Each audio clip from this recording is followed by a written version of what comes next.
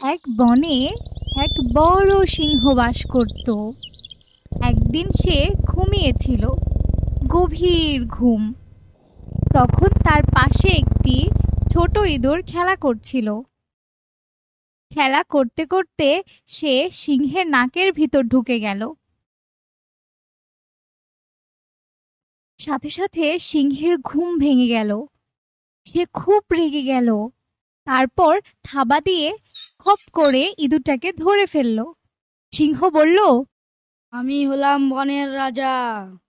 তোর এত বড় সাহস, আমার ঘুম ভাঙিয়ে দিস। এখনই তোকে মেরে ফেলবো। ইঁদুরটি ভয়ে কাঁপতে কাঁপতে বলল, মহারাজ, আমার ভুল হয়েছে।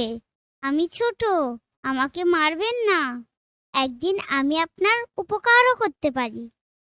এই কথা শুনে সিংহটি হাসতে হাসতে বলল, তুই এত পুচকে জীব, তুই আমার কি উপকার করবি? এই বলে সে ইঁদুরটাকে ছেড়ে দিল। এরপর অনেক দিন চলে গেছে। একদিন ইঁদুরটি অনেক জোরে জোরে গর্জন শুনতে পেল। সে ভাবল নিশ্চয়ই সিংহটা কোনো বিপদে পড়েছে। সে ছুটতে ছুটতে সেখানে গেল। গিয়ে দেখলো সিংহটি একটা ফাঁদে আটকা পড়েছে।